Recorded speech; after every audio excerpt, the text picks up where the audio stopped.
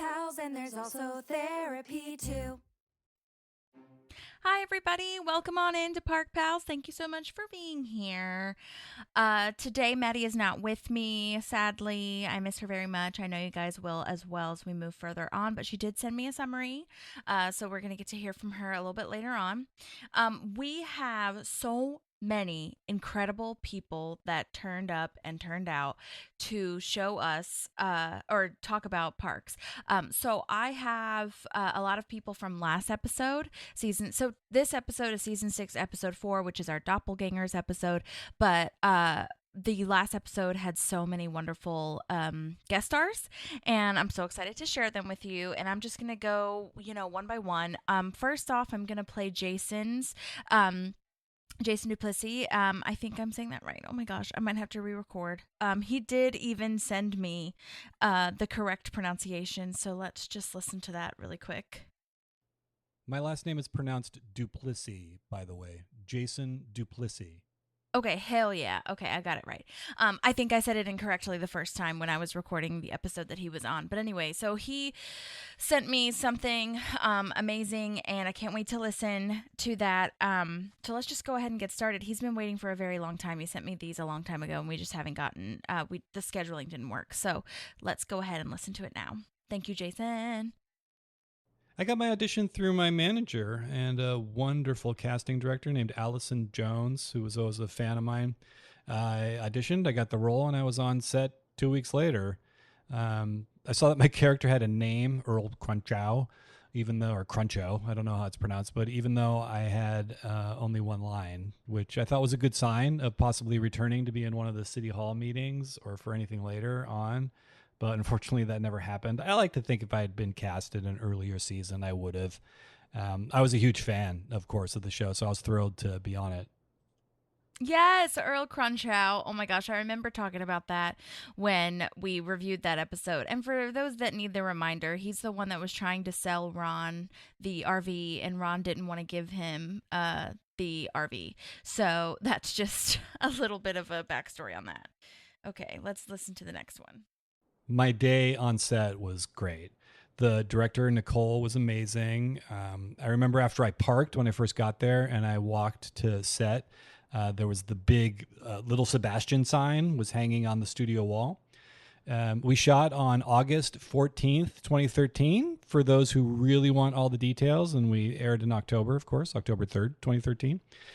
In the makeup trailer, I sat next to Aziz Ansari, and he had his own smock that was purple. So I asked him about it. He said it was his own.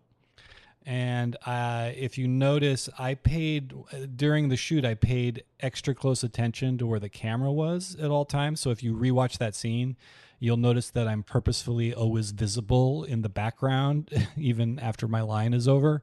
Oh my God, I love that tidbit. I need to go back and watch that episode. That is so cool. I can't wait to see that. Oh my God, love that. And I also love the little Sebastian poster. Oh my gosh, I feel like I'd be walking into just heaven if I saw that, the Holy Grail, to see little Sebastian. And yes, we are definitely nerdy over here. We'd love to hear the exact details of when they filmed. So August 14th, 2013. I mean, 2013. That is amazing because we're in August right now. So by the time this comes out, let's see, it'll be August 7th. So almost to the week, like almost to the day, but it'll have been 1 week ago, whatever many years, 2025 minus 2013 is. So that is incredible. I love that detail. Yes, a lot of people don't really understand that. And I mean, it makes sense when you think about it, but a lot of people don't think about it, that if you're, releasing something in September or the fall or whatever, you're most likely shooting it in the summertime. So yeah, that's very fascinating. Oh my gosh, love those details, and love Aziz's smock. Oh my God, I might have my own as well. But that's so him. Can you imagine if he had it like monogrammed? That's so Tom too. That's funny. Lucy Lawless was really interesting. We didn't shoot on the lot. We went to an actual RV parking lot, like an RV sales place. So we drove all in a van together, and she was speaking really loudly about being Xena. I think she wanted me to overhear her and be impressed or something. She also wanted to run lines a lot, all three of us, Nick, Offerman, and her and me. So I would say my line, and then I just stand around and watch them, which was awesome. Oh, that's fun to just kind of be, a fly on the wall, but also run lines with them. Your run line, I should say, one line. But that's so cool, and cool that she wanted to, just be professional and really run lines. Cool, love that, and love that you got to witness them doing their scene back and forth. So cool. Okay, now let's listen to the next one. Well, aside from running lines, I didn't really talk to Nick Offerman, but he is exactly how you think he would be. I don't want to fan out or bug people on set. So if I had something organic to talk to him about, I would have. There was someone there who was talking with him about woodworking, which, of course, right? I think Nick was making a dresser or a desk or something, so he wanted to talk about that. And I don't know anything about woodworking, so I just listened in. Oh my God, I love that. Totally makes sense for him to have been talking about woodworking. Classic. And yes, I've heard that from many people, that he's exactly kind of what you think he is. It's taken at face value. So I love that. And for the audience, one of the questions I ask is, did you get to talk or interact or have a conversation or anything with the other stars of the show? So that's the question that he was answering, in case anyone was curious. And then I also ask, if there's anything that I didn't think to ask, which I know is very meta Inception-y vibes, but that's also something. So, okay, let's listen to the next one. Sure. I play bass guitar in a band called Clock Paw. That's all one word, Clock Paw, like a cat's paw. And all of our songs are about 30 seconds long. That's the gimmick. So we have an album that's 17 songs, and it clocks in at about 7.5 minutes. So it's fun. We're at clockpaw.com if you want to have a laugh and rock out. Oh my gosh, that's hilarious. Okay, I'll definitely have to post that in our show notes so people can take a listen if they want to. What a fascinating idea. Yes, and that was when I asked if you had anything to promote, anything that we should share. Okay, looks like we've got 2 more.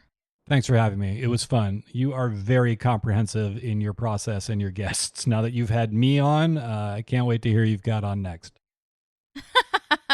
Yeah, so we definitely try to get as many people as possible. And, for those of you who may or may not have been following us for a long time, I did not do this with the intention of always talking to the guest stars. I knew that I wanted to talk to them, and I knew that I wanted to get every single behind the scenes detail. But it has become something that feels like a motivation for me. I feel such a strong conviction to talk to each and every guest star that I can possibly. And a lot of that is personal because I am an actor as well, and I'm auditioning for a lot of these kind of guest star roles that are on these types of shows. So I find it so fascinating to see how you got the audition and how the day was on set and all that kind of stuff. But also, even if you're not an actor, it's just very fascinating to learn about all the different nuts and bolts of who made it. So now I have that in our tagline kind of on Instagram and, just on our show. It's like we specialize in the people that made Pawnee.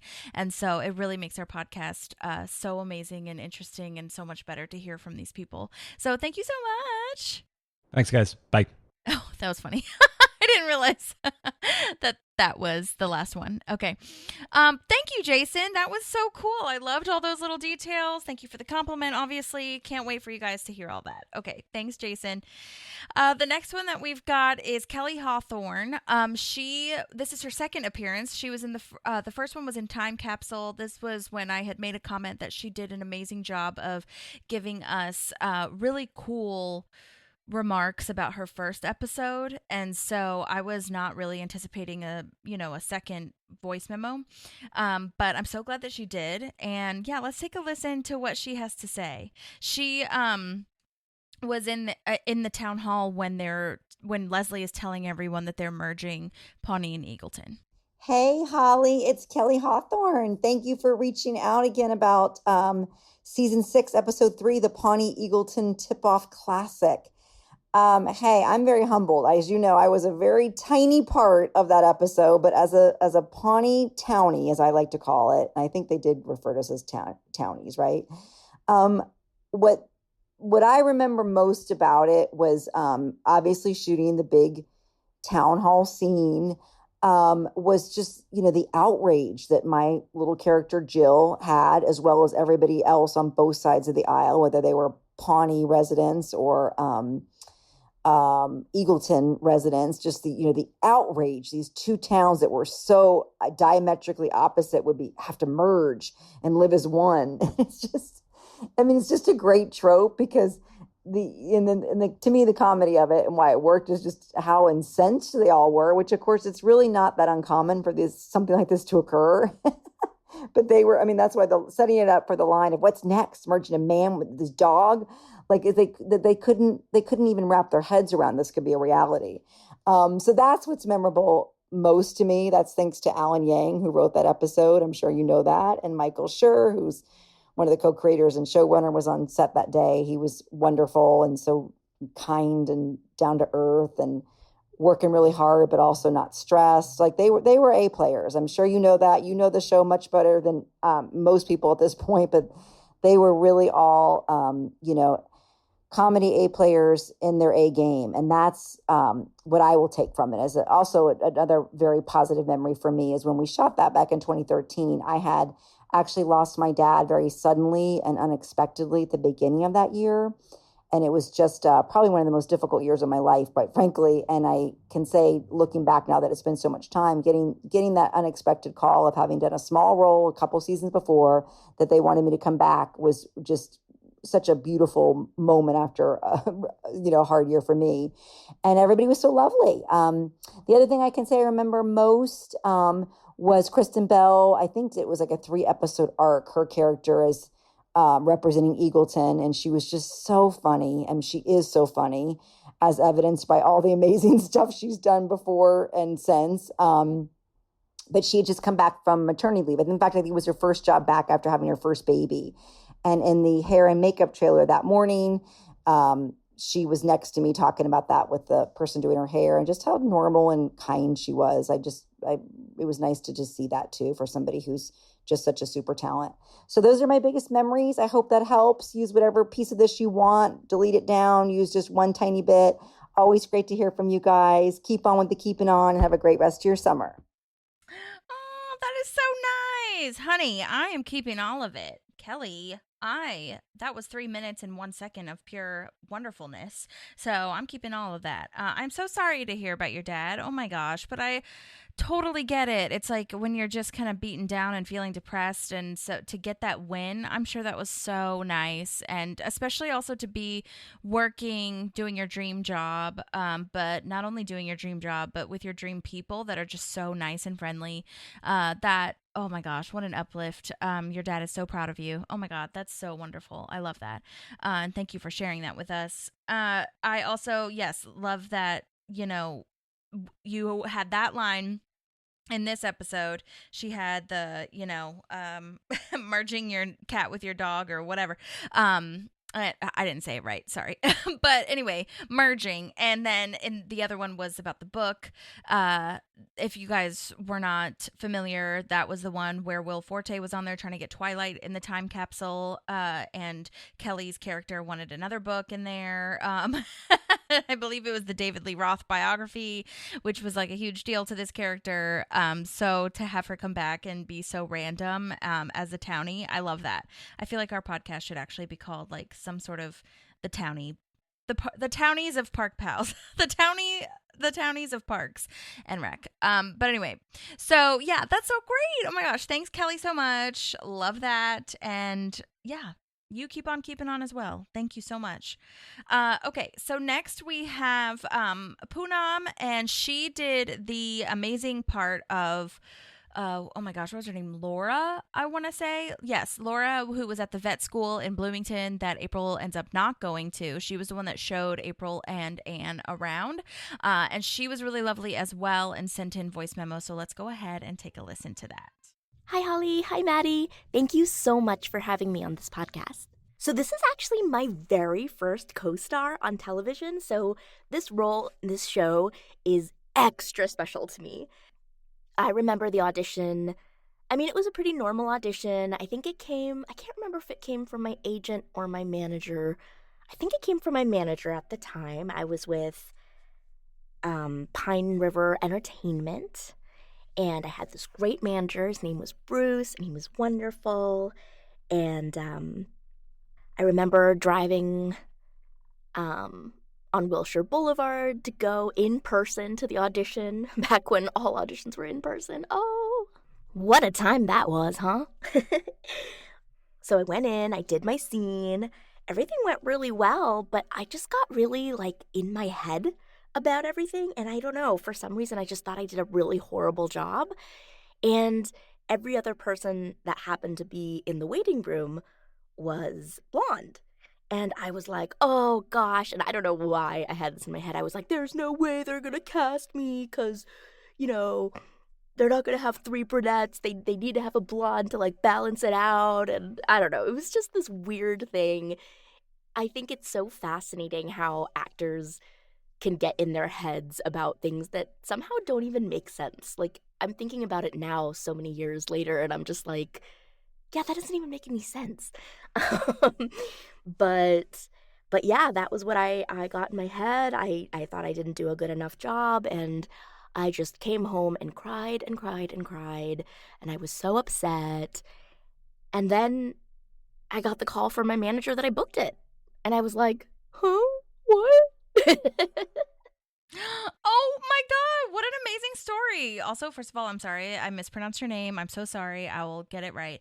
Oh my God, that is such an interesting and super cool story, and also so relatable. I think even if you're not an actor, you kind of relate to that self-doubt and insecurity of anything really that you're doing, but especially to as an actor, you are like, what? I'm not gonna get this. There's no way. And all of your insecurities keep creeping up, because I don't know, for me personally, I feel like it stems in reality. There are times when you hear these crazy stories of well, they're not going to cast her because she has glasses, or she's not going to cast her because she is brunette, whatever it may be. I feel like those stories are not completely inaccurate, so I feel like your brain just kind of runs away with those little details and is like, that doesn't really make sense, but it could be true, ?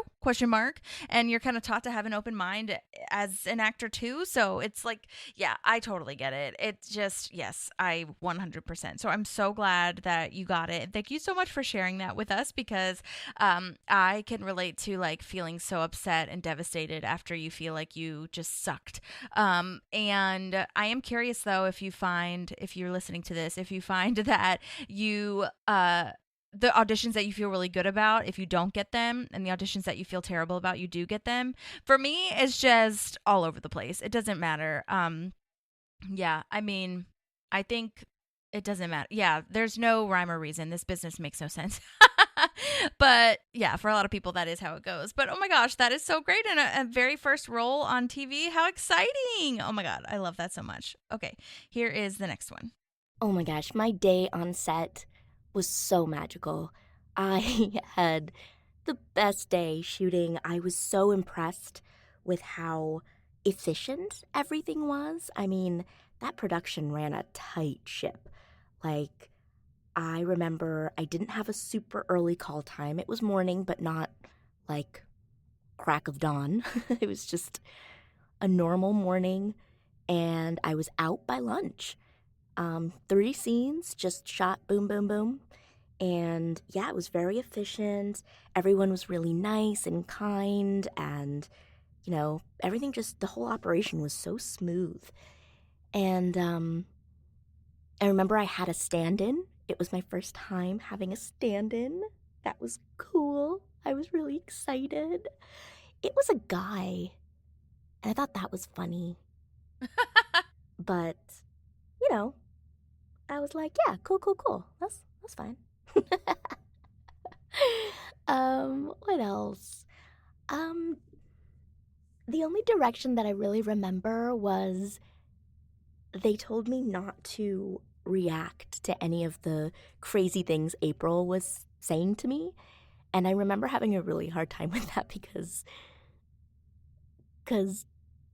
I don't know, Aubrey Plaza's hilarious, and I wanted to react. But yeah, no, it was wonderful, and it was so much fun playing with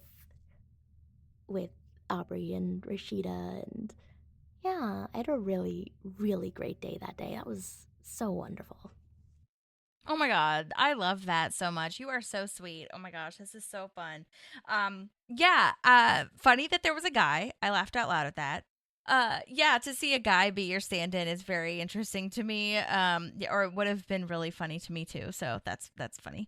And then yeah, oh my gosh, you did a great job not reacting to Aubrey Plaza stuff. So Maddie and I both talked about that in when we reviewed your episode, how it was very, like, okay, like you could tell it was like weird, like you were confused and just kind of, okay, I'm gonna just go along with I'm gonna go with the flow, go along with this, whatever. But yeah, that would have been hard for me too, to not react to the craziness that Aubrey Plaza was doing and the funniness of that. But yeah, I imagine that would be really hard, so well done. Okay, let's listen to the next one. I was so excited to work with Rashida Jones and Aubrey Plaza. They are amazing actors, and I admire them both so much. And I was definitely like shy and intimidated. I tried not to show it. I don't know if I succeeded or not, but they were both really chill, really friendly, you know, just chill. Like I was overwhelmed with their level of chill. Overwhelmed in a good way, because I was, so not chill. I remember thinking, Aubrey really is kind of like her character April. She has this, like, I don't know, like a mischievous cat-like energy and gaze. Y'all know the look. Y'all know the look I'm talking about.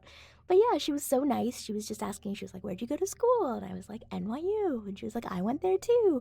Totally normal conversation, but she kind of had that April Ludgate look while she's doing it, which I was so tickled by. I was like, you're awesome.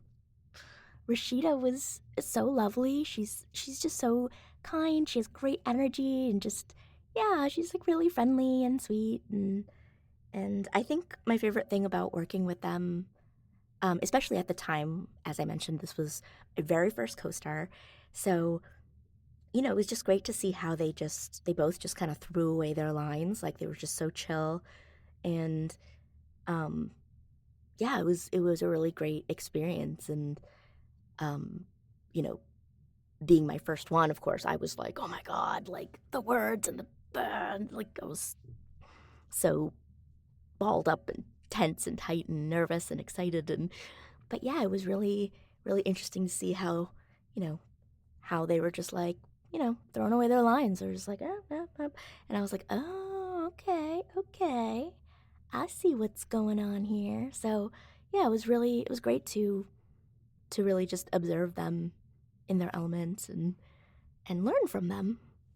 Yeah, oh my God, I could totally see how that would be a really interesting thing to learn because, like you said, as when you're young or fresher or whatever, and I think even if you were seasoned, to see them act together, because you got to remind yourself at this point it's season 6, so like they already are not only comfortable with themselves and their characters, but like they know what's going on as far as how this show is run and what they're doing and their career in general.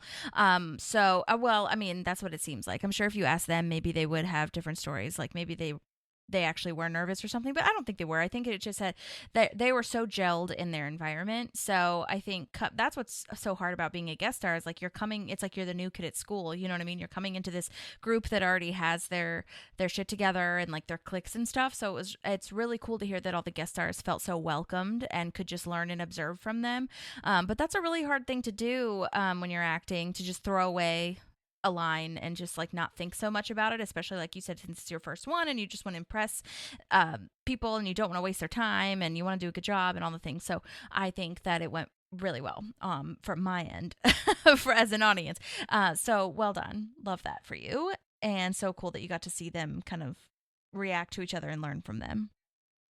So we actually shot at LA Valley College, if I remember correctly. And it's so funny too, because that was, so many years ago, and I had pretty recently moved to LA, so this was a part of town that I hadn't really explored yet at the time. But now I actually live in the Valley. And so whenever I drive by LA Valley College, I remember that experience and that very first co-star and Parks and Rec. And yeah, it's just a really cool, really special memory. Oh my gosh, yeah, that is really cool. Thank you for telling us the location. We love a location breakdown, so I love that. And to drive by it every time and just have like a nostalgia moment, that's so cool. Love that. Okay, here's the last one where I ask where we can follow her and what we can do to support her. You can follow me at I am Poonam Basu on Instagram and TikTok. I also have a new poetry handle at Poet Poonam Basu. I just self-published a poetry book. It's called The Holes in My Heart Have Names, and it's available online on the Barnes & Noble site and on Amazon. And I'm working on my next little poetry collection, which will probably be more mental health related. But yeah, I was just in an awesome horror movie that just came out, Screamboat. So check that out if you haven't had a chance yet. And yeah, just chilling, living my life, living the dream. Yay, that sounds so cute. Oh my God, you're precious. Thank you so much for sharing. Oh my gosh, I will definitely make sure to post a link to all the poetry books and your IMDb so that people can watch out. I am not a horror person, but I'll check it out and like watch the trailer and look at clips of you so that I can just make sure I can handle it. And if not, I will be supporting you from afar, or I'll just speed through and get to your scenes and just watch you. That's fine. Thank you so much, Poonam. I'll definitely post your Instagram as well, and we'll just go ahead and tag you and everything. So make sure you guys follow her. Oh my God, so lovely. These are really good voice memos, you guys. I am so lucky to be hearing from everybody. The last person that we have is Allan, and I am so excited to hear from him as well. He was the reporter that I, for some reason, thought that he was in the episodes before this, but this was his first episode, the Pawnee Eagleton tip-off, where he asks Leslie in the press room a question, and then he's in 2 more episodes later. And I just remember him as a Pawnee reporter. I really do. He really stood out to me. So let's go ahead and give his answers a listen. Hello, Parks pals. First of all, thank you so much for reaching out about my Parks and Recreation experience. Playing intrepid reporter Trod Frankenstipe and being just a little teensy part of the Parks and Rec universe is something that I really cherish. So how did I get the job in the first place? Well, as I recall, it's one of those very rare and fortunate situations where it was actually offered to me. I had been doing improv and sketch comedy for a while in LA, and I knew a few of the writer-producers from around the way. I was in a sketch comedy group for a number of years with the late, great Harris Whittles. I'm longtime pals with Aubrey Plaza. So people with the show maybe knew me a little, but I didn't really know how the role came my way until I was on set for the episode called the Pawnee Eagleton Tip-Off Classic, which was written by Alan Yang. And when I showed up, Alan told me he just thought of me when he thought of Trod. So there you go. Alan's helping Allens, as they say. But I was very lucky. I love that. Okay, that's so cute. Allan's helping Allens. That's right. Oh my gosh. Yes, love the character name, by the way. Trod is so funny to me. If you guys haven't listened to the Mike Schur, Amy Poehler podcast, Amy interviewed Mike Schur on Good Hang with Amy. Definitely need to listen to that because it talks all about the character names. So please take a listen. So Trod Frankenstipe, I'm sure, was a Mike Schur invention. But anyway, I love that information. Yes, I knew that he was that you were a sketch guy, so I love to hear it. Super cool, though, that someone thought of you and kind of, had this role for you and that you ended up coming back. That's so cool. Oh my gosh, love these stories. Okay, let's listen to the next one. being on set for Parks and Rec was a magical experience. I love going to old Hollywood studios. You know, whenever you get a chance to go on the lot to even audition, much less work, is very exciting for me. Um, and I believe this was shot over at CBS Radford Studios, which is just a really fun and historic studio to go walk around, and just see all the hustle and bustle there.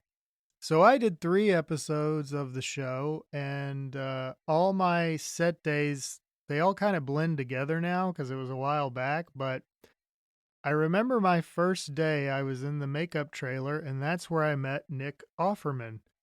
He was getting all Ron Swansoned up, and he couldn't have been a nicer, more welcoming dude. He's such a funny guy. And when he was done with his hair and makeup, I remember he hopped up out of his chair and he said to me, "See you in church." And then he was off to set. And I just thought that was great. I love that phrase. See you in church. Every time I did the show, it was just a lovely day on set with very busy, very lovely people. My first episode was directed by Nicole Holofcener, whose work I had really admired, and she was really cool. And I just remember walking around the Pawnee City Hall set and admiring all of the silly murals depicting the weird history of Pawnee. Those were great. I also remember my second or third episode seeing Chris Pratt roll up to set in a Ford F-150 Raptor, and thinking, you know, that maybe he got that while he was working on Jurassic World or something. I don't know. I never asked, but just my guess. You know, I think he was shooting Jurassic World and he was driving a Raptor truck, and I thought that was pretty fun and cool. I think Jurassic World was 2015. That starred Chris Pratt and Bryce Dallas Howard. Yeah, I think that was 2015. But you know what he was shooting, Alan, was Guardians of the Galaxy. So I bet you, or maybe he was shooting. Maybe you could be talking about the next season that you came in, or one of the other seasons that you came in. He could have been shooting that. You know, but for this particular episode, the Pawnee Eagleton tip-off, that was Guardians. So he could have used his Guardians money to buy an F-150. That's for damn sure. I could see that, and that goes along with everything we've heard about him. So yeah, totally. And yes, I love that Nick Offerman story. Oh my gosh, I would have never thought to say that. I feel like if I was in your shoes, I would have been like, what does see you in church mean? But knowing Nick Offerman and just imagining that in my head, it's like you could tell that was just like his energy, and you were just supposed to go with it, kind of thing. So I love that very much. Oh my gosh, that's so great. And love that we've heard magical twice now. Well, in one episode. Everyone else says it's magical too, but to hear that from 2 guest stars in a row, that's amazing. Love that so much. Okay, let us listen to the next one.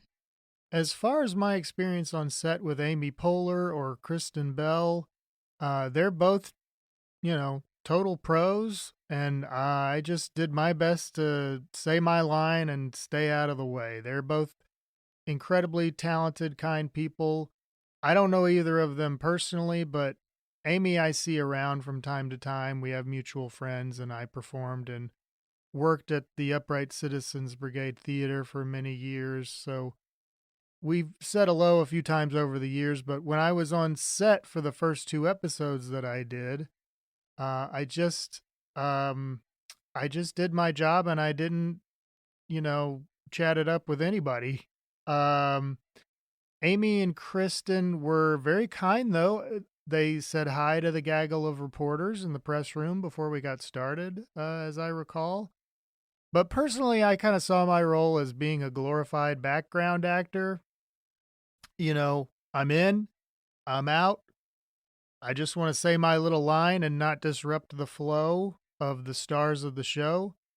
On my 3rd episode, which was called Save JJ's, I was in a slightly more personable setting, I guess. It was a sort of a Charlie Rose type of studio, and it was with Yorma Tacone, and we maybe chatted it up a bit, but again, I was in and out. By the time I got on the show, it was like season 6, so it was just a finely tuned operation, and there's so much happening on shows like this, so many setups they're doing. Every scene I'm in probably took like 30 minutes to shoot the whole thing, and then the cast and crew were moving on to the next setup immediately. So there's really no time to chat.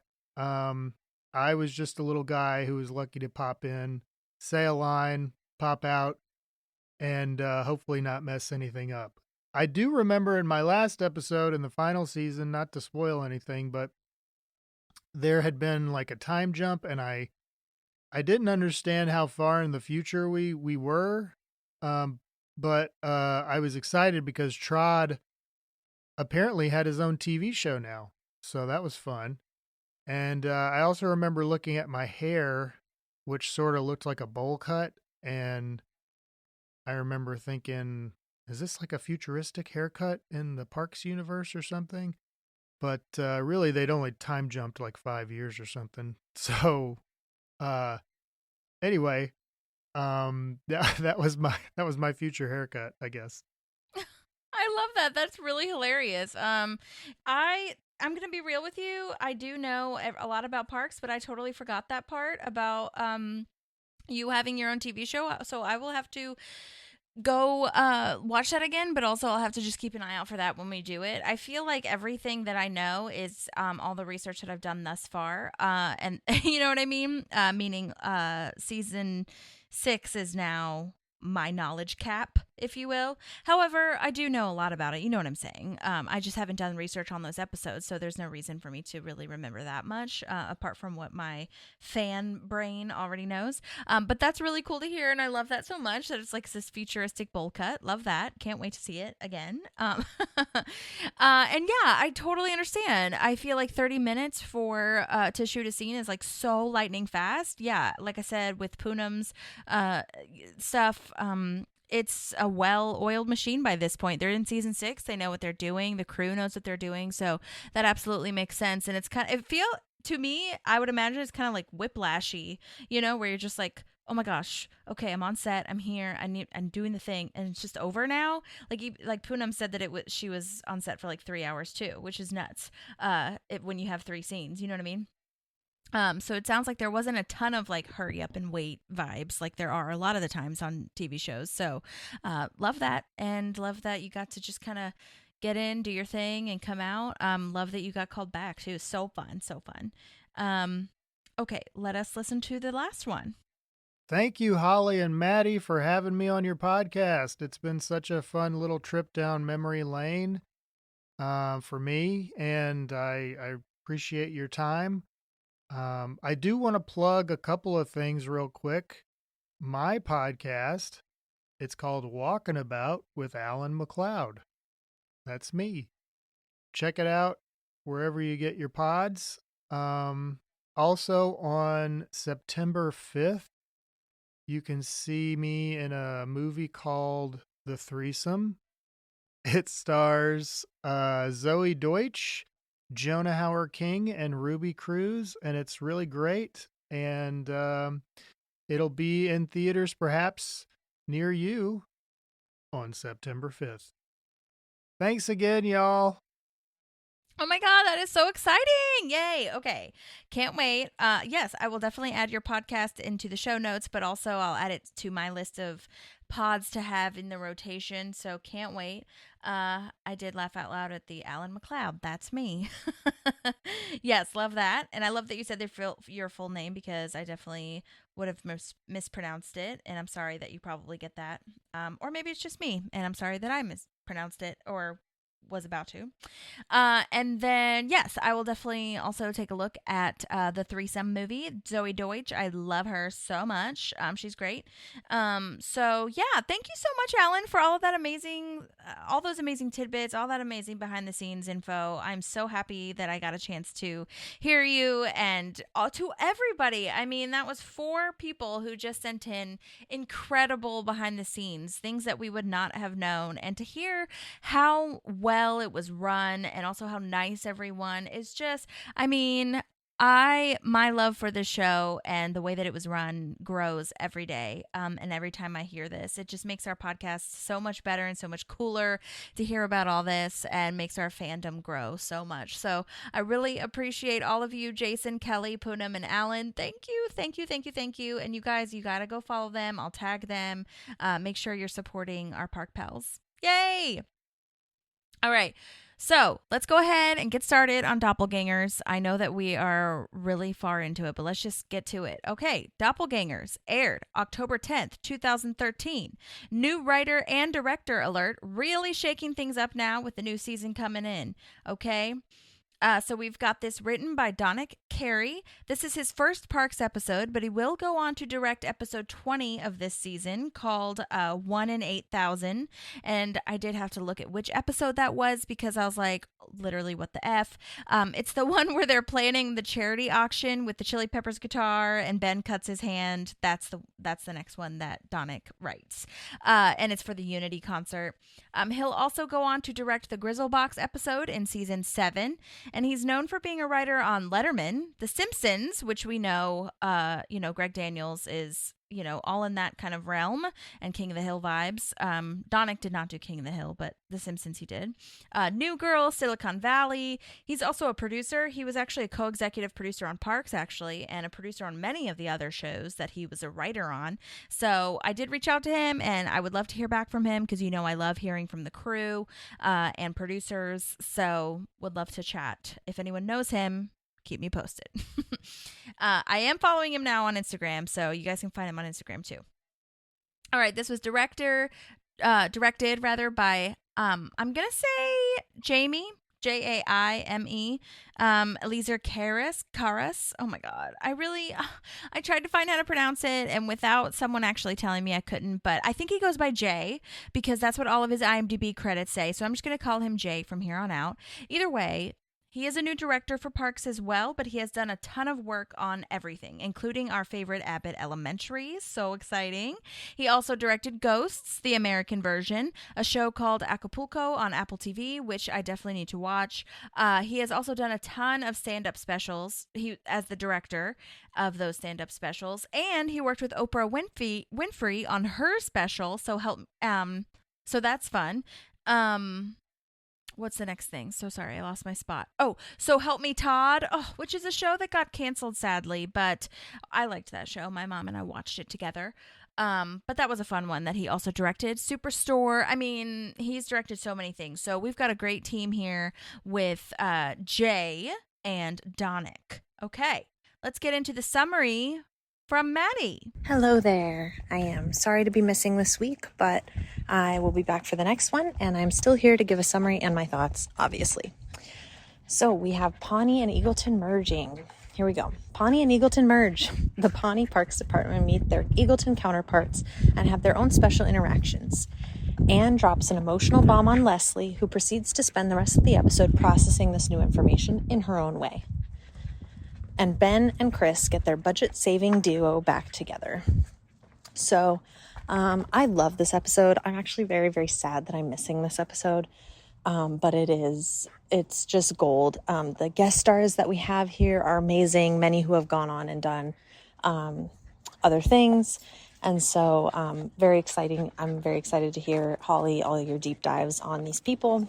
So Tinnifer, where I know her from, actually, this actress is from New Girl. She plays Jess's lesbian gynecologist. And so this is really fun to see, like, she plays just completely two different people, and she does such a great job here of you really just, like, I don't know, hate is not the right word. Like, I feel like you can't hate Tinnifer. You're just like, oh, honey, this is, oh no. She reminds me, I feel like they really leaned into like the housewife vibe for her. And which is really funny because she later says that her husband's in prison, which I feel like does not fit it fits the housewife thing, but it doesn't necessarily fit like what our picture of Eagleton would be. So it's just fascinating. But yeah, I think the actress does a wonderful job. And their interaction with April is just so funny because they're complete, like, opposite ends of the spectrum, right?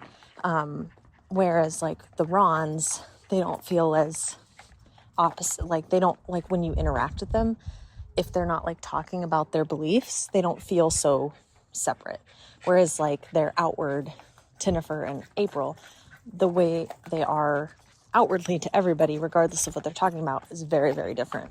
April, like, just leaning into this and being a different person is, I feel bad for Tinnifer because I feel like she feels like she's making a friend and she's, like, confiding in her, but I also don't know how fake she is, you know? I don't know. It's a very interesting interaction for me. The two Rons, I love that. And he's gone on to do, I think he has his own show right now, or he did have his own show. I feel like it was called The Ranch, but I can't be 100% certain. But yeah, so he's done things as well. I love that he comes back later in the show to give Ben advice. And I love that they think that they're going to hit it off in the beginning, and then just their beliefs are just so all over the place. But I think he does a wonderful job too of playing that stoic, calm person, kind of like Ron is. Except he keeps his composure when he realizes that they don't agree on things. Craig has to be my favorite. I love that they chose to keep him. That's just, I think it's so wonderful. And he brings a different dynamic to the group for sure. I'm almost wondering if they needed to fill the hole of Andy. I'd be interested to hear what your thoughts are on that. But part of me is like, did they need somebody like crazy, but in a different way? Because like Andy is like crazy and he does crazy things, but you're like, oh, he just doesn't know better, you know? But here's a different crazy, right? Where he's just like, oh, he is too much. One of my favorite scenes in this entire episode is when he and Donna are having the call about the Bermuda grass, and it's just so funny to me that he takes the phone, he handles it so, like, you look at him and you're like, he's so good at his job, but also like, calm down, you know, like you don't have to be that aggressive about it. But my favorite line is when Donna takes the phone back and she goes, yeah, hi. Is there a medication that you may have had too much of or not enough of? And I just love her delivery. Retta's delivery is just pure perfection. And I love it. Absolutely love it. And then we have Evelyn, who I feel like is just a less fun version of Anne. I don't know. Like, I think the actress did a great job here as well. I forgot to say Craig has obviously been in other things. He's also been in New Girl. But I think it's, for Evelyn, it's like, she's smart, she's capable, it's obvious that, like, you know, she's put together, obviously from Eagleton, but like Anne is put together as well. But the difference here being that, I don't know, she just seems a little less fun. I don't know how else to put it. Well acted. And then Eric, which cracks me up. For me, part of me was like, okay, I get this a little bit because Tom is like coming hard off of losing his company, which is so sad. And so he's leaning into this government position again. But at the same time, it's like, this would be a good opportunity for him to kind of be pushed out of the Parks Department again, to follow his entrepreneurial spirit and find the next thing for him. But I do get it. I do get that he's like probably not ready to fly yet. I mean, if it was me, my ego would probably still be a little bruised. So maybe that's why. The Leslie and Anne thing for me, I get where Leslie's coming from. I feel like I just moved so much as a kid. Like I was the one doing the moving a lot, that I kind of just, I think it's easier for me to be like, oh yeah, so you got to do what you got to do, right? You got to forge ahead. And you know, I'll support you through that. And that's kind of just how how I've always been, but I get it. Because when your like best friend leaves, your confidant, who you get to see every day, leaves, like when you left, Holly, you left college, like we knew it was coming, right? We always knew you were going to move to LA from college, but it's still hard to, see your best friend go. So I think the emotions that most of us have around learning that a friend is moving, especially a friend that we're that close to, I feel like we have those emotions in our head, like within minutes of being told. Like we go through the anger, denial, oh my gosh, I hate this.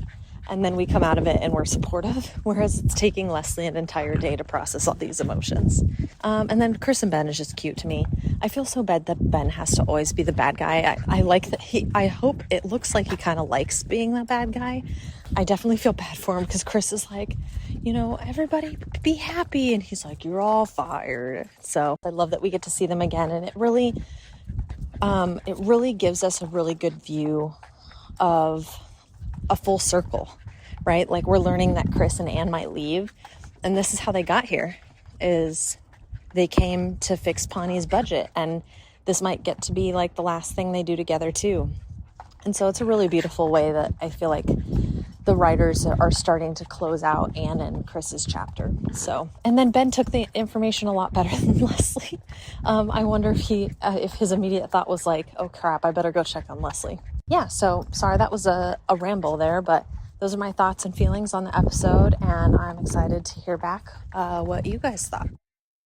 Yay, thank you. Yes, I have a lot of thoughts on everything that you just said, and I'm sorry if if the editing is not going to cut out all that wind, because I am not as great of an editor to get everything out, but thank you for sending in that summary. And yes, both of those people are new girls. Sam Elliott was famous long before Parks and Rec, and has done so many other wonderful things. Moving on, you probably recognize him from A Star Is Born as well, the newer version, but I have all that breakdown and more. And yes, everything you said I agree with, and have notes to respond to as we get into it. Okay, so we start this episode with a historic moment. Eagleton ceased to exist and was reabsorbed back into Pawnee, just like back in 1817. And if you need a reminder on the history of Pawnee, remember, they were all one town, and Leslie talked about how the rich people of Pawnee took their money and started Eagleton. So now we're back to where we started, and it's definitely in for a ride, that's for sure. It seems very chaotic, but they're just doing their best here. I loved Leslie's line of, it's the same, just like it was back in 1817, except for we no longer burn women for learning arithmetic. She's a witch because she knows math. Oh my gosh. So now Leslie and Chris are running the logistical side of things, and Chris says that Leslie is the merger czar, and they're looking at the department that most matches the Pawnee department. So the two departments that Pawnee does not have / could not find an equivalent for was the infinity pool design and the department of dressage, which is apparently some fancy horse riding thing, Leslie thinks. Alonzo comes out so offended from Eagleton. It is horse dancing, madam. That was really good. I loved that actor. He did a great job. He is played by Sullivan Jones, who has been in a ton of things. A new show called Interior Chinatown on Hulu. He's been on Atlanta, The Gilded Age, Halston, Elsbeth, Critter Fixers, Country Vets, which is a show that I thought looked super fun. He was the narrator of that on National Geographic, so definitely want to check that out. A lot of other super cool things. And he's done a ton of theater as well, so well done. Glad that you had this one tiny line. You did so much with it. I love it. Okay. So now we are in the Pawnee Parks Department, and there are boxes everywhere because of all the new things and people and paperwork. And Leslie is going over everyone's counterparts. And then she says she has a surprise. And Jerry is the new filing temp. He's being brought out of retirement for this. Oh, dear, Jerry. Oh, I want Jerry to be here, obviously, for the show's purposes. But Jerry... when he says that he was on a cruise and he told Gail to put away her bikini or whatever. Oh, dear. Jerry, you love this way too much. He might love it more than Leslie in a way, or in a different way. Anyhow, everyone's mad about Jerry coming back, but, He asks to be called by his real name, which just sparks this next level of Jerry lore. Jerry can't even remember his own name, essentially, though, and April makes a joke that his name is now Larry. So, oh dear. So it's Jerry, Larry, and Gary, I think, are the three that we have. We haven't gotten to Terry yet. Leslie says they do have to lose some people and that they will be making some really hard decisions because they can't keep everyone, obviously. So they've really got to do some figuring out. She has her board. She's trying to make some, tough decisions. So Chris and Ben are doing their thing with the new Pawnee people, a.k.a., the old Eagleton people. He's throwing a birthday party, and this is kind of what we were talking about with Ben and Chris being good cop, bad cop. And we had talked about this in the last episode where we were like, where is Mean Ben? And this is where he is. This is finally where he is. He came back, and I forgot that he did this when I talked about how he wasn't Mean Ben like he was with Pawnee, where he was like, you effed up the town, this is your fault. He's doing this now with Eagleton, which I really need to see. I hate that I had to wait for it, but I needed to see it because I needed Ben to treat Eagleton people just as terribly as he treated Leslie when he was doing the government budgeting and finance and all that kind of stuff, auditing then. So thank you, writers. I do appreciate that. Thank you. And it also kind of is nice to see that nostalgia too, to kind of bring them back together and to show this part that we haven't seen for a while. Like, you're all amazing, you're all fired. Yeah, so that was really cool to see that, and to just be reminded of what their dynamic used to be. The one guy who said you're not as nice as the other guy, the Eagleton fella, he was also in the last episode, but he didn't have any lines. So that's really cool that he got to come back for this. His character name is Horatio, and he is played by David Sanford. He was in the movie Focus with Will Smith and Margot Robbie. Also Whiskey Tango Foxtrot. We love that movie with Tina Fey. A bunch of other things. He's also a writer. I really love that. And then he also had a deleted scene, so I'm going to play that for you really fast because I thought it was funny. Listen, I'm going to take off. We're not even close to being done. Yes, that's why I'm leaving. And my family's still quite wealthy. And Mr. Monopoly was loosely based on my grandfather. So, work's more of a hobby for me. Bye. He was Eagleton's main accountant. We don't need him. Got all their spreadsheets and I'm in a zone. All right. I love that. That's so Eagleton, I feel. To say like, well, my family's already wealthy anyway, so work is just a hobby. And based on Monopoly, oh my God, that's really funny. And I love hearing like Ben's kind of, I don't know, it's almost sensual the way that he says it. I'm in the zone, and I just love how intense with this he is and how much he loves it. But also, yeah, Ben's right. We had to cut the budget anyway, so I'm sure Horatio's salary will be just fine to not have that. Okay. Anyhow, so now Jerry is leaving a message with the new name, like he's just going along with it. You know what I mean? He doesn't even care. Oh my God, Jerry. It's okay. Yeah, this is where he talks about the cruise ship part. And there was an old banana in the file. Like, the hits just keep coming, man. Oh, Jerry, I pray for you. Okay, so now we're meeting all of the Eagleton people. We're meeting Craig, who is played by Billy Eichner. You probably know him from Billy on the Street, where he basically goes up to people and screams at them. And if you don't know that, you should definitely check that out. They're all on YouTube. He's done it with some really famous people as well. And that's what he was doing kind of primarily before Parks. And I think he had a lot of other stuff going on as well. But it's just a funny, like, he played himself. He kind of played Craig in a way, I feel. And where he just kind of runs up and screams at them in a comedic way. And he also played Timon in oh my gosh, Lion King. Why did I just blank on that? Wow. And then the Angry Birds movie after this. He's also in the movie Bros, which I need to watch. He also wrote that with Nicholas Stoller, so I definitely want to check that out. It looks really funny. And before Parks, he was also doing like a bunch of sketch shows and stuff like that. So he was definitely out there. I don't think it was as many like named things that I remember. So that's so cool that he got to be on Parks. And he later goes on to be on the show Difficult People, which was produced by Amy Amy Poehler's production team, so that's really cool. Like Madi mentioned, he was also in an episode of New Girl. He also did Unbreakable Kimmy Schmidt after Parks as well, and American Crime Story, like a ton of things. He's done a lot of stuff. And I researched kind of how they got him on the show. I did this with all of the people, but I don't know. I didn't get a ton of answers for everybody, but for Billy Eichner in particular, Craig, apparently he got the job on Parks and Rec because Mike Schur messaged him out of the blue on Twitter. He was getting a lot of traction with Billy on the Street, his YouTube channel, and Mike Schur and some other Parks people were super into it, and he was like, yo, I think we might have a role for you. I'll post that article so that you guys know that I'm not just making that up, but yeah. Very interesting. Love that. I do remember when they did the reunion in, 2020, he was kind of bitter that he didn't get to come back, which, yeah, I do get it, but I feel like he might have taken it a little far, like constantly posting about it. But I do get that I would be upset too. I don't know that I would have posted on Twitter about it, but yeah. But I'm so glad that he did have the time that he had. I do love that. I love that he's like intensely nice. You know what I mean? He's intense on someone else's behalf. You know, like for Donna, he's really sticking up for her. And it's not like he's just being mean for the sake of being mean. He's really trying to, protect someone, which I love.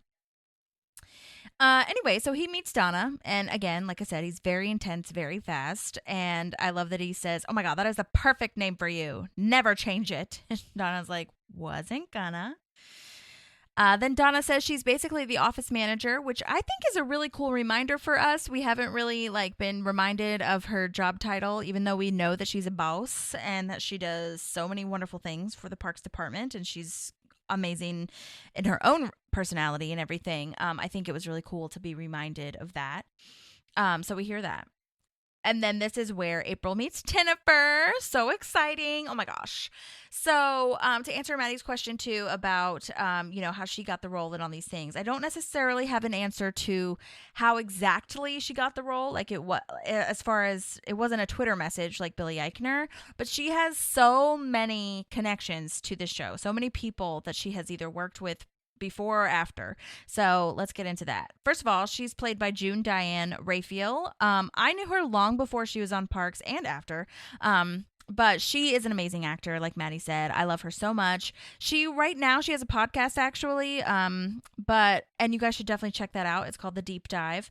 But anyway, first of all, she is of Grace and Frankie fame, which, side note, I think I talked about this because Alex Hardcastle, which was one of our fave director episodes that we ever did, he directed an episode of Parks, and he also directed a lot of Grace and Frankie. And Grace and Frankie was no longer on the air.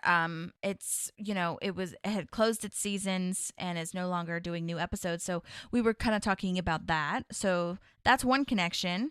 And some people, like Madi, also know her from New Girl. She's on quite a bit of those. And she is super funny, super different role. Love it so much. And for New Girl, J.J. Philbin directed a lot of, and she is married to Mike Schur. So that's a second connection. Love that. She also, like I said, has a podcast called The Deep Dive, which is great, with Jessica St. Clair. That's her co-host. And Jessica St. Clair was also in Parks and Rec many moons ago. Great podcast. Got to get back into listening to that. I kind of fell off because of all of the world, but I want to start listening again. But anyway, Jessica St. Clair, her co-host of the podcast, played the mom of the girl that Ron eats the lunch of, and says and you gave her a landmine?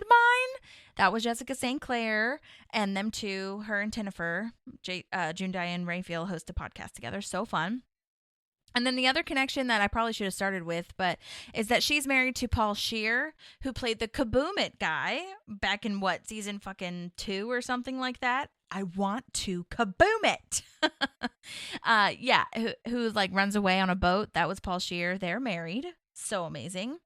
And with him, she does a podcast as well called How Did This Get Made, about I don't want to say bad movies, but yeah, they're bad movies.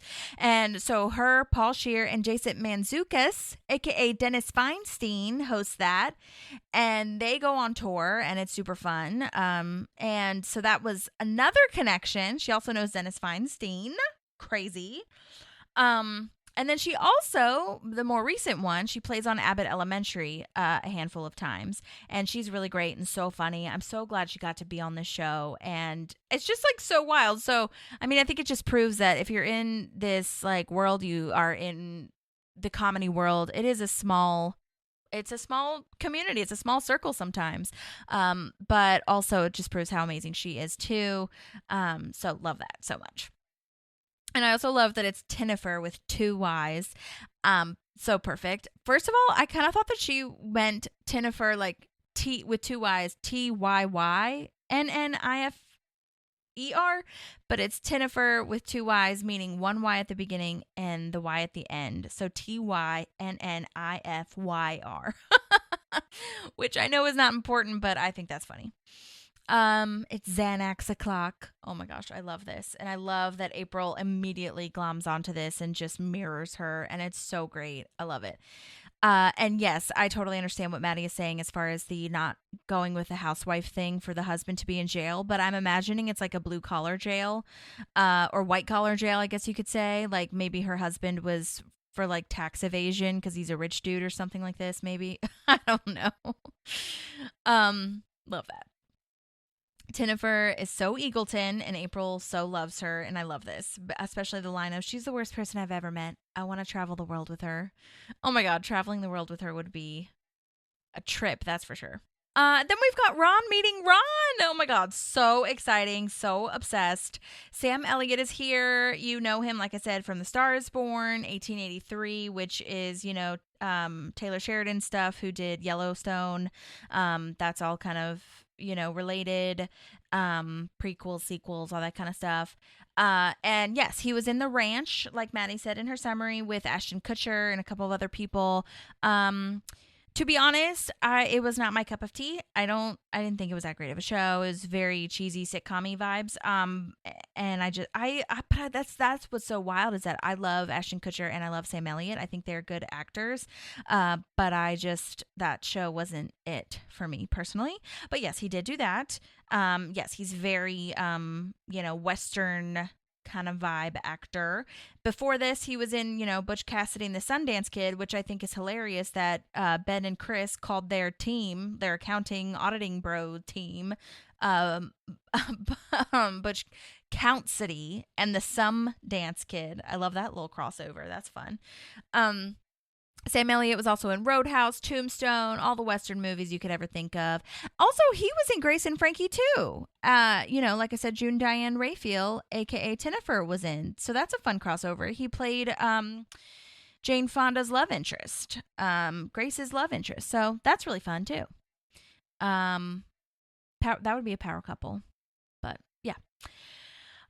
Let's see. Oh, I was going to say, I found an interview with Sam Elliott on YouTube from the channel Red Eye Chicago. I'll post it in here, where they talked about how both Nick Offerman and Sam Elliott had this like masculine energy, but they also really love the musicals, and they get into really, really deep thoughts, things that aren't typically masculine at face value, but I think it's masculine but just in the case of society, you know what I mean? But he did talk about being on Parks and Rec, and I thought that was really fun. So let me see if I can find that clip for you. I think that Nick's the reason that I was on that show, I think. And it was that doppelganger episode, in the beginning. And I think it probably boiled down to, so whose mustache do you want to fucking talk about in this scene or something? Get Elliott, he's got a good mustache. I don't know. But I've since developed quite a nice relationship with Nick. Yay, that is so fun. Oh my gosh. I know that was just a tiny clip. You guys should listen to the whole episode. He talks a lot about other things and other movies he's in. But I thought that was really interesting to hear him speak about that. Because like I said, I did try to research how everybody got on the episode.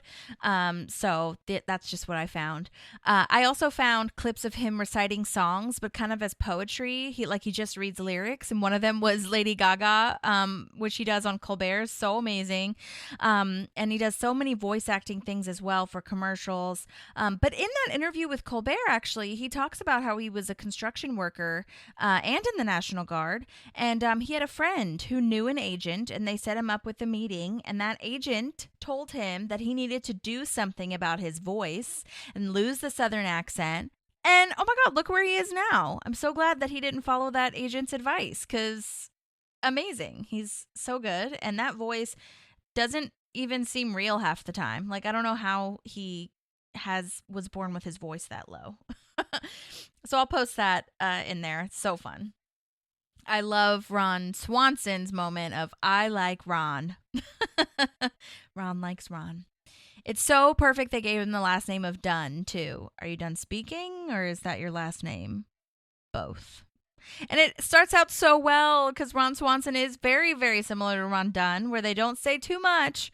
They just say enough, and they're vibing. And I love their smiles to each other. It's so, so cute. Okay, so then we get to Tom. Oh my God. We learned that his equivalent, Eric, is actually a computer. The Eagleton Reservation Information Center is what Eric stands for, and it does all the scheduling. And this is so intense and, very parallel to what we're going through now, because now everything is becoming automated and people aren't doing jobs, and like actual people, aren't doing jobs, and scheduling is 90% of Tom's job. Oh no. And it reminded me of Pam in The Office too, when they wanted to get automated phone services, and she was like, that's like my whole job, So, and that's just, salt in the wound to say that Tom's fashion sense is off. Like, what is this, 1990? That explains the shoulder pads. Oh my God, what a cut to the throat. Gut punch for Tom to be having fashion insults, This guy did such a great job. Oh my gosh, fast, cutting to the point, just like really into it. It just, oh man.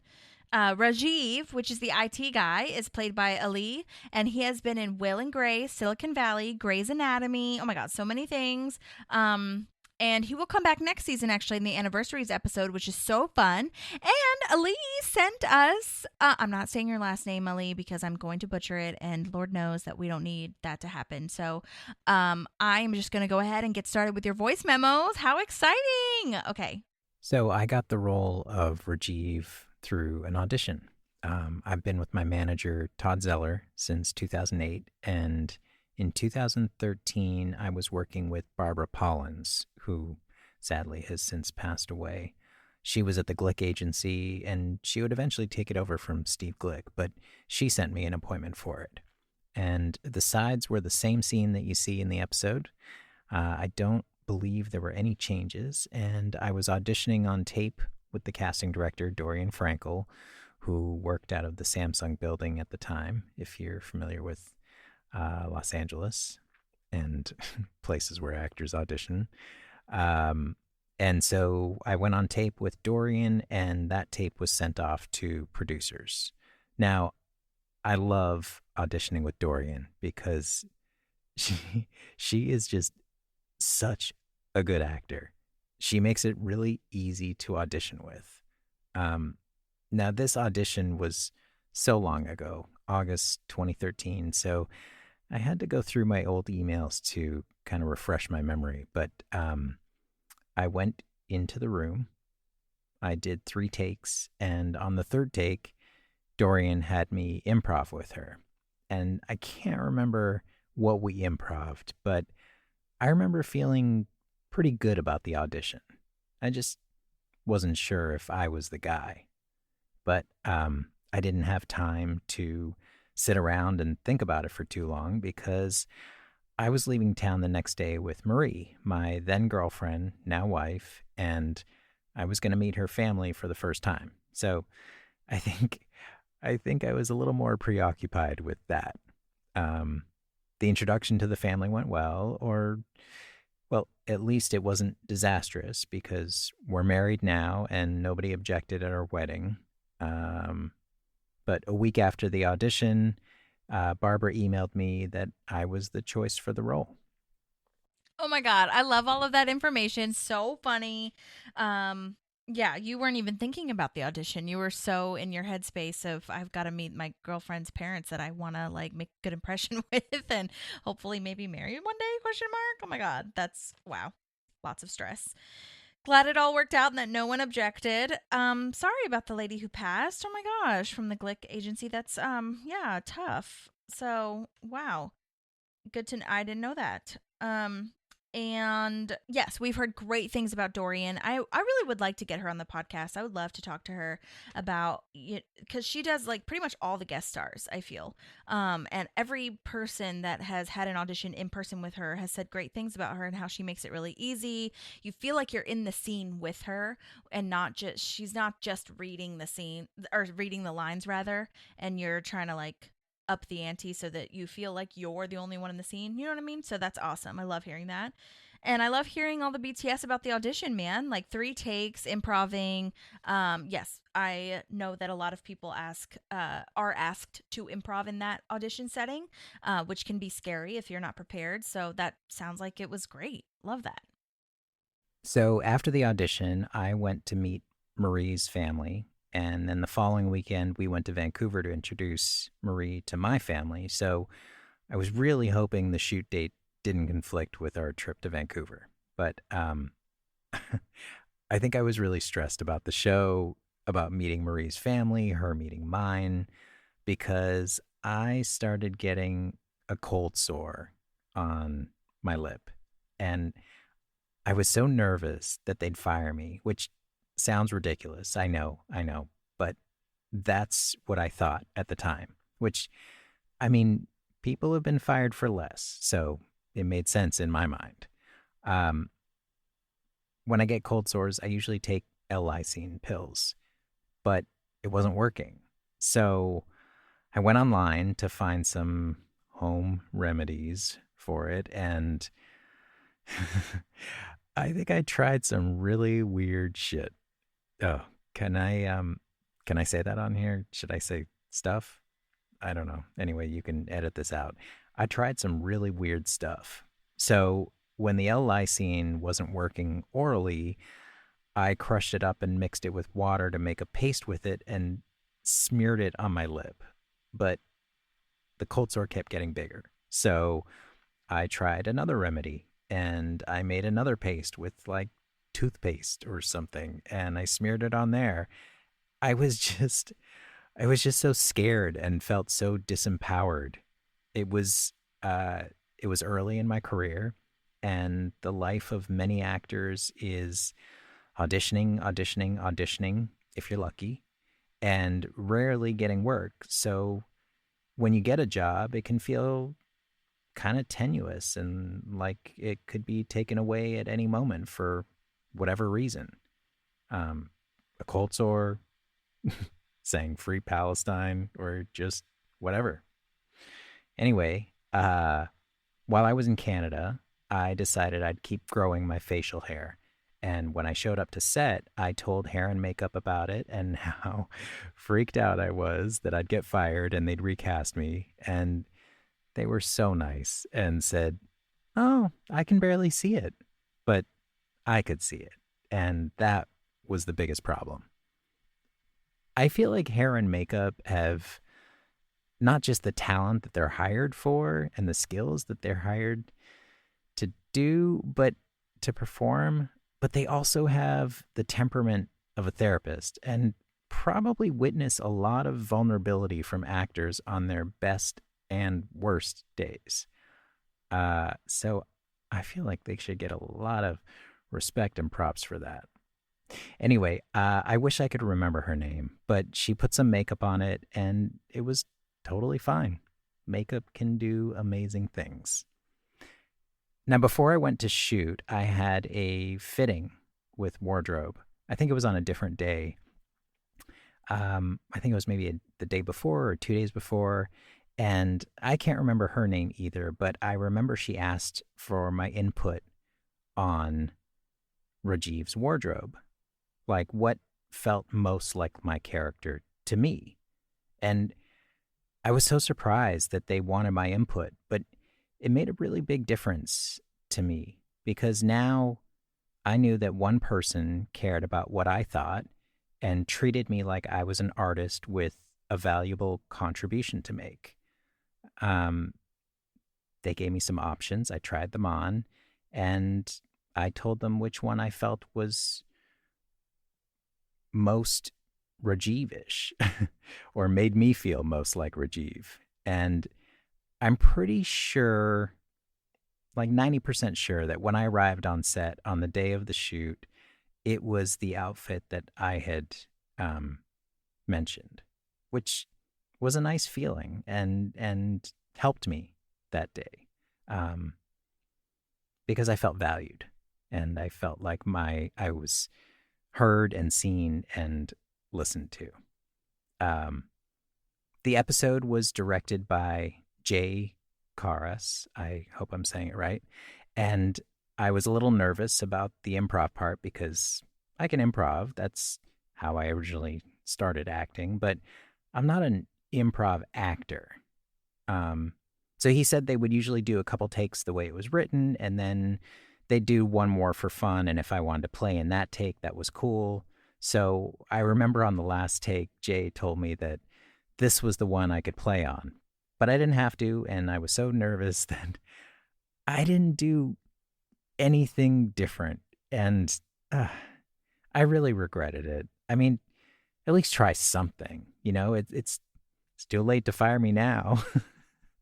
Oh, that's funny. Oh my gosh. I totally hear what you're saying, though, to not want to like rock the boat. I feel like we always talk about that with the guest stars and everything, so I totally get it. But I mean, maybe you could look at it like a learning experience, which I'm sure that you did, you know, to play around next time. But I know, and being nervous and all that kind of things, but whatever. They wrote it correctly. They wrote it well. So it's like, I also understand that inclination to maybe not want to mess with it, you know? Yeah. Also, first of all, I wanted to mention that you have a very calming voice. Aly has a very calming voice. I felt like, compared to my chaos and speaking really quickly, I feel like it's very settling. I feel like I can take a deep breath when I listen to these voice memos. So just letting everyone know that. And I will say, oh my gosh, the cold sore. It doesn't sound ridiculous at all that you thought you could be fired for this. That was what I said about Poonam's voice memo as well, because in a way, like you said, people have been fired for worse. You hear these stories of people getting fired, or like, you know, they didn't hire her because of X, Y, or Z, which in your head, you know, logically is stupid and probably isn't true, but it could be true. There's that possibility, because you hear these stories about this insane thing and this business doesn't make sense. So I absolutely understand the you know, desire to get rid of it as fast as possible. And yes, you can curse. So I should say that. That's actually a good reminder. I should tell all I don't even say that in my emails to the guest stars. I should tell them that. You can absolutely curse. So I will not be cutting that out. If you are a friend, a watcher / fan of Friends, it reminded me of Ross with his leather pants when he tries to make a paste to get his leather pants to come back up, and it's like lotion and baby powder and all the things. So, oh my God. At least it didn't happen on the day that you were on set, or like in the makeup chair. You come in and it's like you just have gunk all over your face. So that's good. And yes, love the makeup team. I think that you're right. They have such skills, but they're also very therapeutic. People say that all the time. They have great conversations in the makeup chair and hair, that kind of stuff. That's lovely. And we loved your outfit. I think that's great. And the outfit was such an important piece of it, because your line is making fun of Aziz's, Tom's shoulder pads. So I think that was really important. And yeah, it makes such a difference to feel like you're seen and heard, and that you're seen as an equal that's also contributing to, you know, this project. I love that. Okay, next one. My scene was with Aziz, but I really didn't spend much time with him. I met him very briefly beforehand, and he was really nice. Someone introduced us a few minutes before we shot together, and I can't remember exactly what happened, but I had a hand injury at the time, and it just started to heal. And every time I shook someone's hand, it kind of exacerbated the injury. So when I got introduced to him, I wanted to give him a fist bump because of the injury, but he was going for a handshake, and then I felt like I was being rude, so I went to give him a shake, and then it was like a weird loose grip because of the injury, and then I felt like I needed to explain the awkwardness, and I started with, sorry, I'm not shaking people's hands right now because, and then he thought I was going to say that I was sick, and he like recoiled a little, and I don't know, it was very, very awkward, but I feel like I remember his hand being very soft, like very soft. I could be misremembering, but that's the way I remember it. That is so funny. Oh my god. Oh wow. The things you remember, Oh my gosh, that is so hilarious. And I could absolutely see his hands being soft because he moisturizes and probably has a bunch of different okay, that's Tom, not Aziz, but but for the sake of lore, it's fun to imagine him having all his amenities that he has in his apartment that we see in another season. But anyway, oh my god, I love that. And yeah, I could absolutely see that. Oh my gosh, and could you imagine if that happened during COVID or like after COVID or something like that, where people are like, you recoil and you're like, no, I don't want to get anything. Oh my god. But yeah, and then not having the time to explain, and it's just like weird, and you feel rude because a fist bump is so not friendly. It's like, yeah, I mean, it can be friendly, but it's like, it's not normal. It's like something different. Anyway, oh well. I love that story. Looking back, I think it's so funny what a small world the entertainment industry is. I shot this episode of Parks and Rec, and a few years later, I shot a commercial with Nick Offerman and Megan Mullally, and then shot an episode of Will and Grace, and Megan Mullally recognized me at the table read from the commercial. Donna Carey, who wrote the Doppelganger episode of Parks and Rec, later wrote an episode of Silicon Valley, which I had a recurring role on. That is so cool. Oh my gosh. Yes, I did mention Silicon Valley, so that's really cool to hear that there were all these connections. Yes, I just mentioned that about how small it really is with June Diane Raphael's connections. And how everyone, but it's so wonderful that everyone is so talented, and yet they're still in this like small, amazing circle. It's not like people are just getting these roles because they're connected. It's like they're all so good, and then you meet friends and, continue down the line. It is a smaller circle than people think it is. That is for sure. Seeing the same people at auditions and on set, and that's really nice that Megan Mullally recognized you. Nice that you did a commercial with Nick. I love that so much. So fun. So I thought about some projects that I'd like to promote right now, but instead of promoting myself, I want to use this opportunity to talk about what's happening in Palestine right now. Because honestly, I spend a lot of time thinking about it, watching it happening live on my phone, thinking about how it could easily be me. I look at the men and women and children who are starving there, who are being shot when they try to collect food aid, who are being stripped of humanity and dignity, and we're seeing it on our phones in real time. Families, mothers, fathers, children, doctors, artists, teachers. I see myself in them. I see my son in the children's eyes. I see my wife in the mother's eyes. We're no different from them. It's only through luck that we have the privilege that we have. Those people were born Palestinian, and because of that, their fate is very different from ours. So I think a lot about this. And then I look at what's happening here in America, where immigrants who are a vital part of the fabric of our daily lives, who are contributing members of our society, who pay taxes, are being targeted, abducted, and disappeared without due process. The people who've come into the country legally and are asylum seekers and are playing by the rules are having those programs ripped out from under them. And then protesters, peaceful protesters, are being met with violence and arrested for exercising their First Amendment right. And I don't have a solution or an answer to all this, but it feels like we're going in the wrong direction. And I don't want my country to be complicit in any of this. I don't know if you'll keep this part of the interview in, but I think it's important, and it's an American issue because our country is complicit in the atrocities being committed. and we're supplying the weapons and means to kill Palestinians. And yours and my tax dollars are funding this genocide, these human rights violations. And it's not okay. It's time to end it. Oh, Aly, thank you so much for that. Yeah. Oh, I'm keeping that in.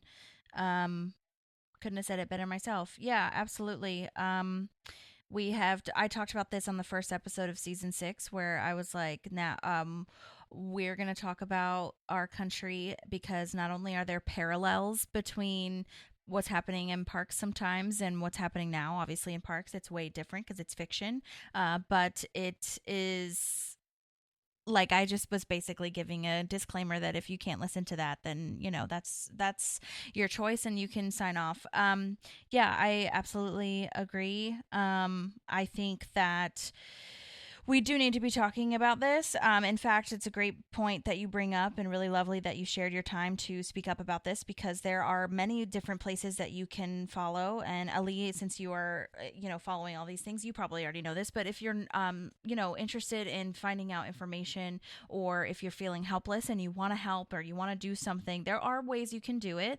We need to use our fear and our sadness and our depression for action. We need to use our dollars, even though we don't have dollars to spend. We need to use what little we do have to support these organizations that are fighting against all the atrocities that are happening in our country that we see every single fucking day. It's abhorrent what we are allowing to happen and how we got this far. And I talk about all the time too, where if you are someone that voted for Trump, we are not Trump supporters here, so I just want to make that very clear. But if you are someone that voted for Trump and you feel like, this is not what you voted for, then come help us. Okay. We don't need the complaints. We don't need the remorse. We need the help. Then come join this, coalition of people that are trying to fight for good things. You can follow a podcast called Vote Save America, or Pod Save America, and votesaveamerica.com is a really wonderful resource to figure out how to call your representatives, how to get involved in your area. This starts locally, and that is why it's so important to me, because I am from a small town. I live in a small town, and it starts locally. And Pawnee is not joking. The writers were not joking about that, as far as how much stuff they can test and get away with here and the lives that it will impact. Okay, so get involved locally, get involved in things that you can tangibly do, meaning, get on these websites and see how you can call, and really look at the logistics of it. If you're calling your Congress member, you don't have to always speak to a Congress member. You can leave a voice message. It's like small stuff like that people don't know. Social media is also really important. If you want to comment on on your senators' social media, there's so many programs out there. Find out who your GD representative is. You know what I mean? You might not know who your representative is. Find out who your rep is, not only at the federal level, but find out who your local leaders are, and make sure you follow them on Instagram, on all your social media. You have their email, whatever you need to do. And it's hard. Being a citizen is hard. It's just, it's not easy to stay involved and to fight for other people. But the lack of empathy that we're seeing in this country at this point is astounding, honestly, because that's something I've been thinking a lot about too, is that, well, this is the last thing. I know I'm getting on a tangent, but I just feel like you can have privilege and you can have the mindset of working really hard too. It doesn't take one away from the other. So if just because you worked really hard doesn't mean you have privilege. Just because you have privilege doesn't mean you didn't work really hard. You can have both. You can hold both, and you can use that privilege for good. And you can say, like, just because you struggled doesn't mean that someone else should struggle. Okay. So at least that's my philosophy. But yeah, it's got to stop. It's got to stop. So follow Vote Save America, follow Pod Save America. And then they also tag a lot of people, a lot of organizations that fight for, human rights. Follow your ACLU. They have a really good program, of course, and you can always donate money to them, but they also have local chapters as well that you can follow. So thank you for bringing that up, Aly. I really appreciate it. And yeah, I hope that we can get through these next couple years together. I know that they just defunded the PBS and some other public entertainment. So with our big ugly bill that passed. So I'm just really, it's hard. It's really hard to stay motivated and to stay positive, but we can do this. We have the numbers for good, and take breaks, all that kind of stuff. But I went to the No Kings protest here, and that was really nice too, because like I said, I'm in a smaller town, and the amount of people that showed up, that's what I'm trying to say. The amount of people that showed up were just, it was great to see. So, let's keep doing that. Thank you. Okay, now let's move up my screen here. Okay, looks like they did the same thing with Leslie, having the mirror to Leslie with Kristen Bell. They did the same with Tom, having Rajiv mirror the Eagleton side. So that was really cool. And then with Anne, she's meeting with Leslie, introducing her to the Eagleton Anne. You can see that Anne is clearly freaking out and being super awkward. So she's about to drop some news, we think, but we don't quite know. Obviously, we sort of kind of maybe know because of what happened with the cliffhanger of last episode. But Evelyn is the Pawnee, or the Eagleton Anne, rather. And she is played by Melinda Cohen. She's been in a ton of stuff. Castle, Shameless, Little Black Lie. She's done a ton of stuff.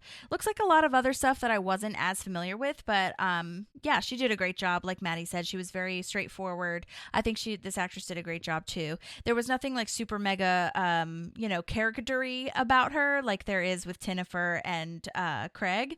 But that, neither is Anne. You know what I mean? So you had to have that level of portrayal. So great work there. I love that they have a challenge for her in Pawnee because they have the first case of mega diabetes. So this is where Anne breaks the news that her and Chris have been talking about leaving Pawnee. And oh my gosh, it's so cute, so precious, that she's prepared with waffles. She just has had them sitting in her lap, I guess. And brings them up. So love both of their performances.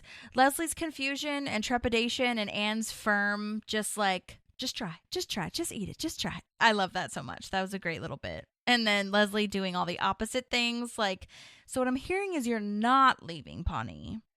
You know what I mean? Is it one of those not jokes? Like, I'm leaving Pawnee, not. Oh my God.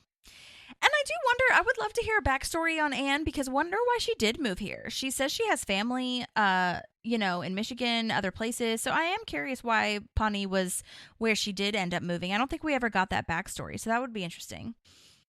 Leslie is so upset. Oh my gosh. A Biden 6 abs picture on a horse. Like, oh my God. I don't know why I wrote 6 abs, but I think that's important for the visual. And then Leslie is just acting so sad and upset and childish and turns her chair around, doesn't even pretend to act busy. She just kind of doesn't want to look at Anne. She needs time to absorb this. She's just freaking out. Leslie not understanding at all. With her little talking head of like, and move to a garbage city with a bunch of jerks. I get it. No hard feelings. I do have to say, oh my gosh, it was so nostalgic to watch this actually because, kind of piggybacking off of what Maddie was saying, but I agree. I'm always the one that moves. But when I moved from LA to Nashville, oh Lord, this was tough. It was so hard because I had made my tribe in LA. I love them so much. We still talk to this very day. We're still BFFs. But when I first moved, my friend Chris, who has been on the podcast many times, and like I said, still talk all the time. I definitely got that. She was the Leslie and I was the Anne. I was the Anne moving and she was the Leslie hating on Nashville, saying it was stupid and she hated them. And we did have to have a little bit of a moment. I remember it clearly too. We were at a going away party and at first I was like, just like laughing along like this sucks for all of us. And then I think there was a moment when I was like, oh God, Chris, you have to stop saying that because this is hard for me too. And, we had a moment where we're just like, we're saying these things because we're hurt. She's saying that because, and not just hurt, but like sad that, we're not going to be together anymore. You know, we've built this great foundation. And so it's a coping mechanism, man. And I'm glad that we reached that point where we could finally, like Leslie and Ann do, you know, be like, ugh, this just sucks and I hate this. But I want to talk about it, I guess, whatever. Because it's just, you know, you have to really have some emotional maturity, and it's hard, and it's not something that you would choose to do. You know what I mean? But that's what you do with friendships that you care about. You have to have some sort of like, you know, conflict resolution. Not any friendship or relationship is, you know, all great all the time. Like, there will be things that you need to discuss, and that's really important to remember. And you got to talk about it and get through it and work through it. And it's hard and it sucks, but you got to do it. And you might have to, that's what sucks too. You might have to live with the fact that they're going to be upset with you for a little bit. And I'm not saying that's not what happened with Chris. At least I don't know. Maybe it did. I wasn't aware. But I'm saying with other relationships, like, you have to, I've been in situations where I just have to accept that they're mad at me for a little bit, or they have to accept that I'm mad at them for a little bit. You know what I mean? And you can work your way back to each other. So you got to process all of that, which is what's happening now. April and Tinniver are having a moment. April is so good at making this character real to be BFFs with Tinny. Tynnie, Tinny. And then they have their nicknames Slut and Skank. That's so crazy amazing, Les.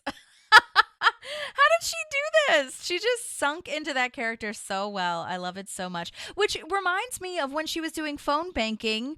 That's one of my favorite April things, Aubrey Plaza things, is when she is talking to the like Hispanic girl, I guess, and is like, mira, mira, mira, mira. Look, it don't matter. You just like $10. It don't matter. And how she did with the Southern girl too, that I guess apparently I all thought they were all girls on the phone, but they didn't actually show the people she was speaking to. But when she said, it's like my Grammy always says, you know, all those different characters.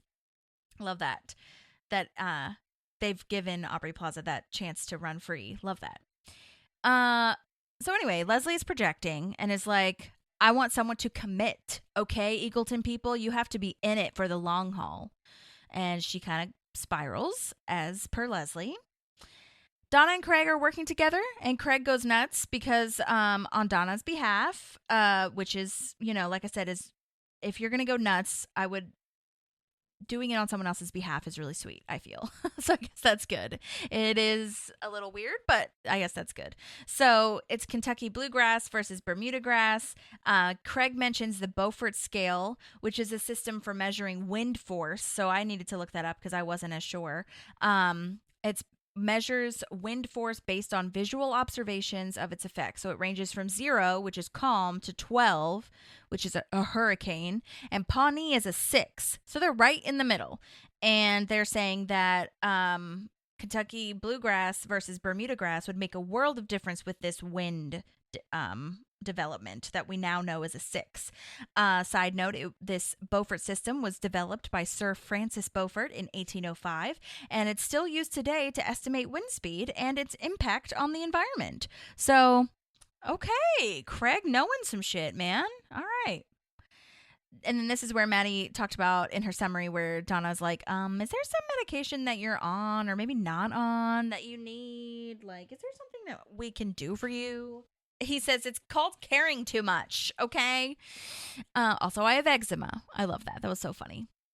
So then we learn that Ron and Ron are actually very different, okay? Eagleton Ron is the hippie version of Pawnee Ron. He's a vegan. He loves composting, but he does like nature, which, you know, regular Ron likes too. Freegan vegan is what he is. So I thought that they went together. I thought that you have to be a vegan by being a freegan, and you have to be a freegan by being a vegan. But technically, freeganism is technically its own separate thing from veganism, but they can be combined.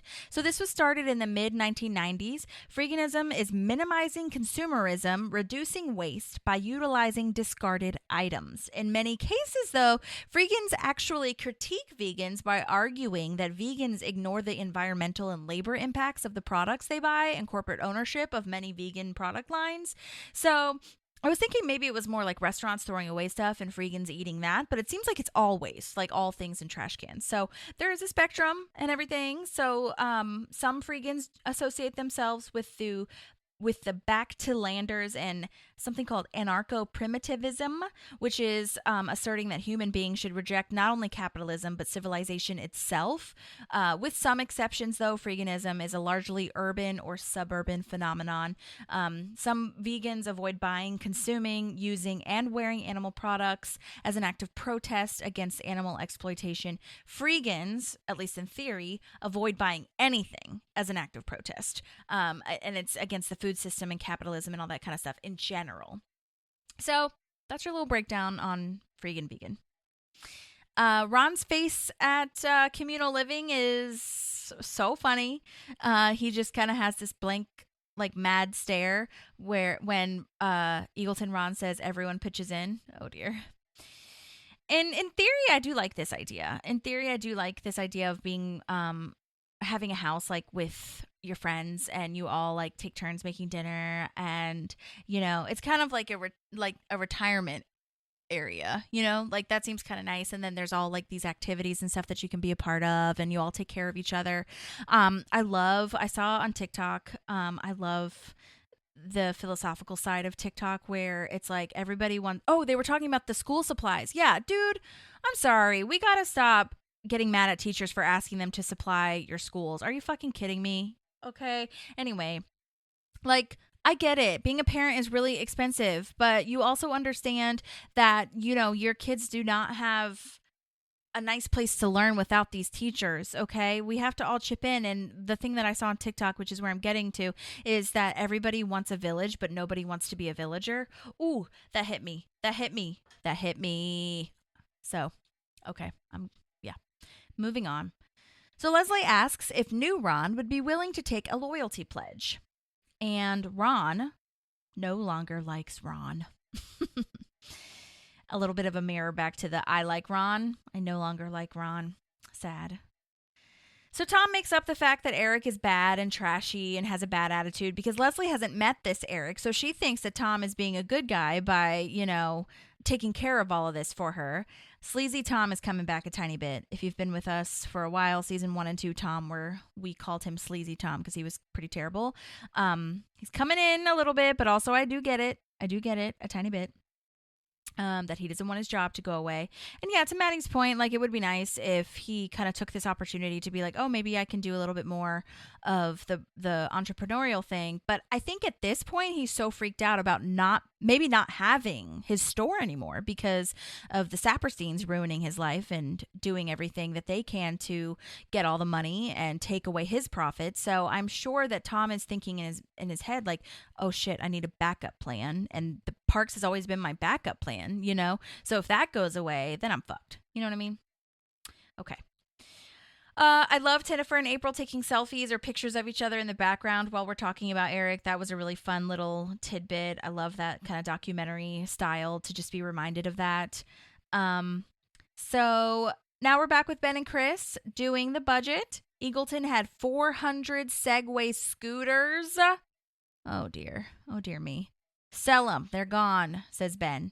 And this is where I had my note of, there he is. I needed strict Ben. Hello. There he is. Chris does celebratory lunges. Ben's just used to it. He's kind of just like, whatever. While the Eagleton people are staring at Chris, Ben's like, yeah, dude, I'm used to this. This is what he does. And now Leslie is talking to Donna. And Donna is shocking Leslie because she's saying Craig might actually care about this job more than Leslie. And that Donna could leave. Like, she has a condo in Seattle, the fiance in Denver. It won't last. I love that. And this makes Larry go even more insane because Larry says that he could go back into retirement if it would help. And Leslie's like, what? Even Larry wants to leave? Okay, so now we know that she is crashing out. And Anne walks in, knows she's spiraling. And Leslie kind of lashes out at her, which is a terrible moment. Leslie says she'll have to watch the Oscars alone because Ben is a terrible person to watch the Oscars with. He had, I quote, no comment. How do you not have a comment about that? On one of the people's wardrobe malfunctions. And yeah, she's being so cold.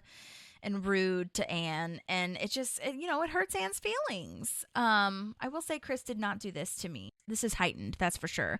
And she hadn't even talked to Anne about it, and she's just like, again, she's just treating this emotionally immaturely, and I get it. They're both acting in character at this point, but it just sucks. So she makes a loyalty contract, and it looks so ridiculous, so hefty. Like, Leslie, you cannot control people, honey. This is a part of it. It sucks. But I think she had such a vision of where her life was going to be, and Anne was always a part of that. So now it's just like the world is crashing down around her because she doesn't have the consistent in Anne that she's going to have anymore, or that she thinks of. Because she thinks she's doing this all or nothing thinking, because Anne's can still be a part of her life. It's just going to be different now, Oh. In this commitment, she has a 50-year commitment, and then she literally calls it a friendship contract, not an employment, like government work contract. So clearly she is blurring lines here. This is where Ron says other Ron's yerba mate tea is smelling bad, but that little cup is so funny looking and cute, I thought. And it's sweetened with stevia. And Pawnee Ron says, shut your damn mouth. No need to curse. There most certainly is. Love this. So Eagleton people are invited into the conference room now, where she made yellow and blue cookies in the name of unity, but she did not have yellow dye, so she had to use mustard with sugar. Sugar mustard. Ron doesn't eat sugar. Eagleton Ron doesn't anyway, so he's not going to eat that. And then, Leslie's just trying to force all this friendship. Like, oh, she's so hurt. She's clearly like getting delusional, where she's like, do you think it'd be weird if we held hands? Best friends, attack Ron. Oh, poor Leslie, but also get it together. So Ben and Chris are winding down the day, and they're so precious, having a celebratory dinner just like the old days. Chris is going to use Ben to calculate tax and tip. Love that. Nostalgia. Then we see that somehow April and Tinnifer got lawn chairs and nail people somehow in the courtyard. Who did they hire? So they're getting their nails and toes done. And this is where we find out that Tinnifer has a husband in jail, which is a really fun detail. April is trying to talk her out of taking this job. And Tinnifer doesn't even really put up a fight. She doesn't even say anything about like, no, I want this, which again is in character. Super fun. And she tells Tinnifer to go to Dwayne Wade's house. Or at least we learn that it is Dwayne Wade's house. April says she has a house in Miami that she could totally hang out with or hang out in, rather. I love this. The gate kind of jams sometimes, but you can just jump it. That's honestly kind of brilliant. I mean, April is an evil genius. She really is. It is brilliant. So Leslie's talking to Ron, and this is such a special moment. Leslie sees this as a betrayal, which, in her head it is. And, Ron is trying to help her see that this is hard, and you might feel betrayed, but you do need to talk about it. You can't force friendship, and if you're as close as you have been saying and thinking that you are, you'll get through this. And I love this little zoom out, too, that Eagleton Ron is there the whole time. And he's like doing yoga, essentially, like meditating. I love that. And this is where Leslie sadly tells Eagleton Ron that there's no room for him. And I really love this, though. I think that Eagleton Ron is probably my most favorite one, just because it was such a similar. It shows how people can be so similar and so different at the same time, but they have more similarities than not. It's just that the things that they disagree on are life-changing for them. So he is really the mirror. Like, he even has a deep poetic saying, like our Ron has deep poetic sayings. I love this line: giving in to hate is like drinking salt water. The thirst only grows worse. Which, I mean, oof, that is a great line to live by for people that are just spewing hate right now. Think about that, The thirst only grows worse. I love this astrology moment that he has. Taurus and Capricorns never mix. Love that so much. So Eric is now replaced with Tom. town-wide organizational matrix, and Tom has made sure that Eric will no longer be a part of Pawnee. So we've definitely got, all the Eagleton people dropping like flies. We're getting them out. We're weeding them out. Craig and Donna are BFFs now. They both love Scandal, and Craig says, "I love you."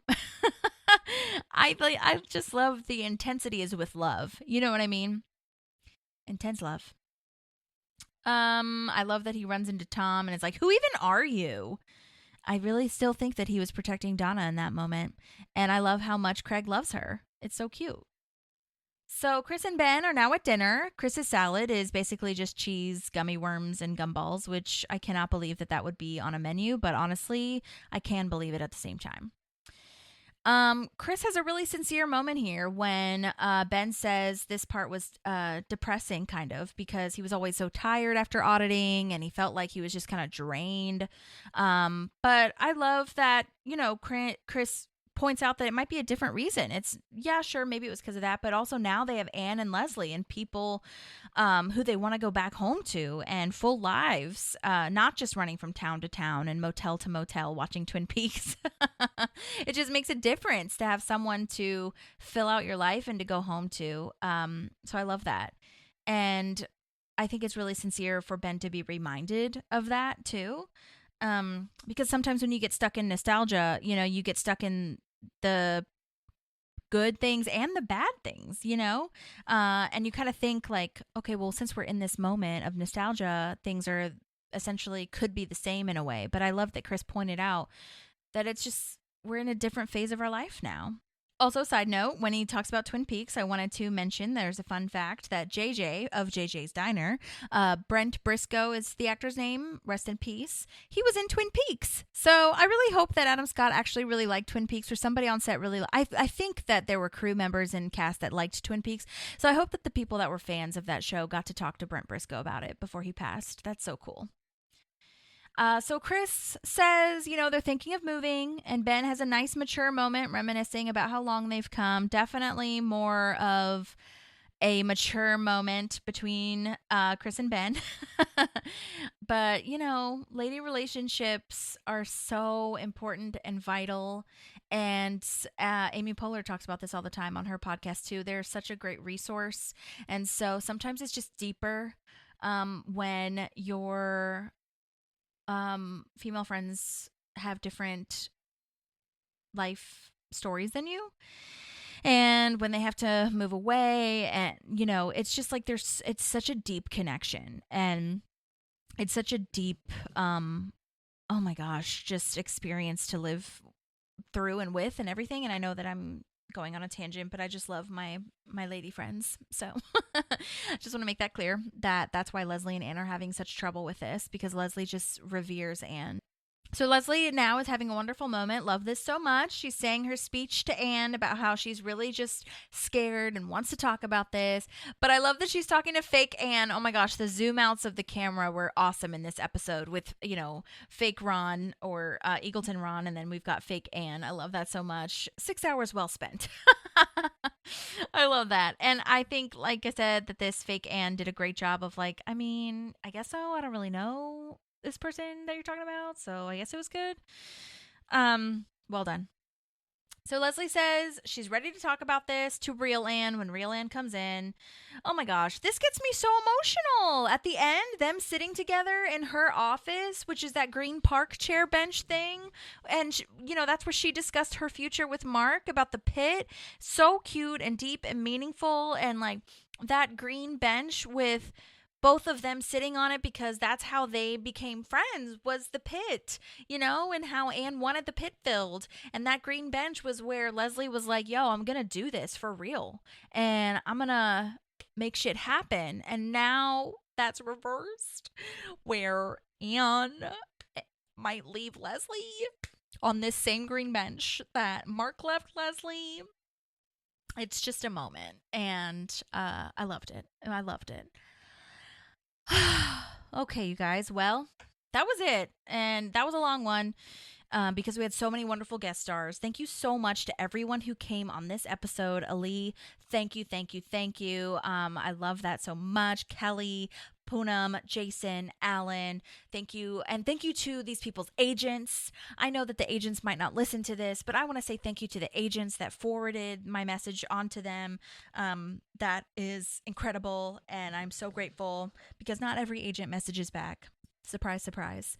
So thank you all for being here. You have made this episode so wonderful. So we'll see you next time. We have a guest next episode, surprise guest, and then we'll just keep on keeping on. And like I said, I'll post some more resources as well as to where you can follow and support people. Get educated, get as educated as you can. Like I said, this is really hard, so you will probably have to research a lot and just fact check some shit because that's what's happening. But we can do this. Stay in community, keep talking about it, work hard to really be not around people that have differing views than you, but to talk to them. Sometimes, obviously, that's different for everyone. Sometimes it's not safe. So, use your best judgment. But we can do this, I think. And I'm sad as well. And I'm depressed and tired, too. This is hard for anyone. But we've got to try. We've got to try, you guys. Okay. I'll talk to you soon. Hope you guys have a good weekend, whenever you're listening. Bye. There's a park and some pals, and there's also therapy too.